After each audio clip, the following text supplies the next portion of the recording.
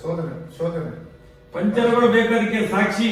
ಈಗ ಅದು 5 ಮಂದಿಯನ್ನು ಇಟ್ಟು ಇದನ್ನು ಇದು ಮಾಡೋದು ಏನಾಗಿದೆ ಅಂತ ಹೇಳಿ. ಪಂಚರ್ ಡ್ಯಾಮೇಜ್ ಆಗಿದ್ದಕ್ಕೆ ಸೌಜನ್ಯ ಸಾಕ್ಷಿ ಹೇಗೆ ಗೊತ್ತುಂಟಾ? ಸೌಜನ್ಯ ಸತ್ಲು ಎಲ್ಲ ತಂದ್ರು ಮಾಡಿದ್ರು ಏನೋ ಮಾಡಿದ್ರು. ಆದ್ರೆ ಮಾಡಿದಾಗ ಆ ಸಿಕ್ಕಿದ ಏನವನ್ನು ಫ್ಯಾಮಿಲಿ ಅವರಲ್ಲಿ ಹೋಗ್ಲಿಕ್ಕೆ ಬಿಟ್ರಲ್ಲ, ಇದು ಇಲ್ಲ. ಇವಂದು 2-3 ವ್ಯಾನ್ ಬಂತು, ಇಲ್ಲಿ BC ರೋಡ್ ಆ ಕಡೆಯಿಂದ ಬಂತು, ಅಲ್ಲಿ ಸತೀಶ್ ರೋಡ್ ಪಕ್ಕಕ್ಕೆ ಬಂದ್ರೆ ಇಳ್ತು. ನಾವು ನೋಡು ಏನಪ್ಪ ಹೀಗೆ ಬಂತು, ಎಲ್ಲ ಕರ್ಕೊಂಡು ಬಂದ್ರು. ಎಲ್ಲ ಕರ್ಕೊಂಡು ಹೋಗುದು ಇನ್ನು ನೋಡ್ತಾರೆ, 100 ಜನ ಎಲ್ಲ ಹೋಗ್ಲಿಕ್ಕೆ ಬಿಡ್ಲಿಲ್ಲ. ಲಾಸ್ಟ್ ಇವರು ಹೋಗಿದ್ದೆ ಅಲ್ಲಿಗೆ, ಅದು ರಸ್ತೆ ಬದಿಯಲ್ಲಿ ಬಿಡ್ಲಿಕ್ಕೆ, ಅಲ್ಲಿ ಹೋಗ್ಲಿಲ್ಲ. ಎಣತ್ರಕ್ಕೆ ಹೋದದ್ದು ಯಾರು? ಧರ್ಮಸ್ಥಳದ ಪೊಲೀಸ್ನವರು, ಈ ಬೆಳ್ತಂಗಡಿ ಪೊಲೀಸ್ನವರು, ಇವ್ರು ಮಾತ್ರ ಅಲ್ಲಿಗೆ ಹೋಗುದು. ಧರ್ಮಸ್ಥಳ ಪೊಲೀಸ್ನವರು ಇವರು ಬಂದವರು ಅಲ್ಲಿಗೆ ಹೋಗ್ಲೇ ಇಲ್ಲ. ಸುಮ್ಮನೆ ಎಂತ ಮಾಡಿದ್ರೆ, ಏನ್ ಮಾಡಿದ್ರು, ಸಾಕನಾಶ ಮಾಡಿದ್ರೆ, ಎಂತ ಮಾಡಿದ್ರ ಅಲ್ಲಿಗೆ ಇವರು ಹೋಗ್ಲೇ ಇಲ್ಲ. ನಿಂತರು, ಅರ್ಧ ಗಂಟೆಗೆ ಬಂದ್ರು, ಕಾರ್ ತಗೊಂಡು ಹೋದ್ರು. ಎಲ್ಲ ವಾಪಸ್. ಆ ದಿವಸ ಇವ್ರಿಗೆ ಎಂತದೋ ಮಾನಸಿಕ ಆಗಿ ಅಂತೇಳಿ ಸೌಜನ್ಯನ ತಾಯಿಯನ್ನು ತಗೊಂಡು ಹೋಗಿ ಬ್ಯಾಂಕ್ ಆಸ್ಪತ್ರೆಯಲ್ಲಿ ನುಗ್ಗಿದ್ರು. ಯಾರು? ಅವರು ತೋಟದವರು ಒಬ್ರು ಮ್ಯಾನೇಜರ್.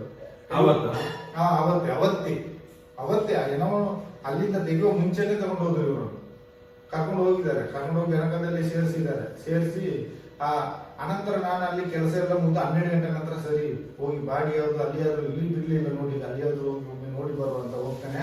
ನೀವು ನೋಡ್ತಾ ಇದ್ದ ಮಗು ಅಲ್ಲ? ಮಗು ನಮ್ಮ ಕಣ್ಣಿಂದ ನೋಡುವಂತ ಮಗು. ಏನಾಯ್ತು ನೋಡುವಂತ ಅಲ್ಲಿ ಹೋಗ್ತೇನೆ. ಅಲ್ಲಿ ರೂಬೈನವರು 5 ಜನ ಇದ್ದಾರೆ. ಎಲ್ಲಿ?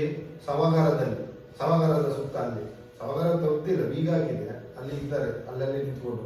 ಪೊಲೀಸ್ನವರು ನಿಂತಿದ್ದಾರೆ 5 ಜನ. ಎಲ್ಲ ಓಕೆ. ಆಗ ನಾನು ಎಷ್ಟೋ ಜನಗಳನ್ನು ಹೋಗಿದ್ದನ್ನು ನೋಡಿದ್ದೇನೆ, ಬಂದದನ್ನು ನೋಡಿದ್ದೇನೆ. ಅಲ್ಲಿ ದಾರಿ ಫ್ರೀಯಾಗಿ ಇರ್ತದೆ. ಆದ್ರೆ ಅವತ್ತು ಮಾತ್ರ ಬೆದ್ರನ್ನೆಲ್ಲ ಅಡ್ಡ ಇಟ್ಟಿದ್ದಾರೆ ರೋಡಿಗೆ, ಬೇರೆ ವೆಹಿಕಲ್ ಬರೋದಾಗೆ. ಡ್ರಮ್ಮನ್ನೆಲ್ಲ ಇಟ್ಟು, ಡ್ರಮ್ಮ ಮೇಲೆ ಬೆದ್ರೆಲ್ಲ ಇಟ್ಟು ಭಾರಿ ಬಂದೋಬಸ್ತ್ ಮಾಡಿದ್ದಾರೆ ಆ ಸಹೋದರಕ್ಕೆ ಹೋಗೋದಾಗೆ. ಅದರಲ್ಲಿ ಯಾಕೆ ಮಾಡಿದ್ರು ಅಂತ ಏನು ಗೊತ್ತಾಯ್ತಾ ಇಲ್ಲ. ಅದೇ ಡೌಟ್ ಬರೋದು. ಅದು ಡೌಟ್ ಅಲ್ಲ, ನನಗೆ ಒಂದು ಹೇಳಿದ್ದು ಡೌಟ್.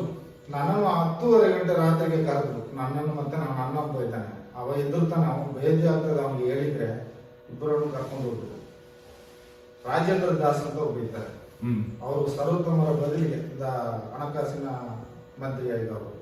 ಅವರು ನಮ್ಮನ್ನು ಒಂದು ಮಾತು ಹೇಳಿದ್ರು, ನನಗೆ ಡೌಟ್ ಬಂತು. ಅದಕ್ಕೆ ನಂತರ ಇದಕ್ಕೆ ಸಂಬಂಧಪಟ್ಟದ್ದು ನನಗೆ ಗೊತ್ತುಂಟು, ಅದೇ ಹೇಳ್ತಾನೆ.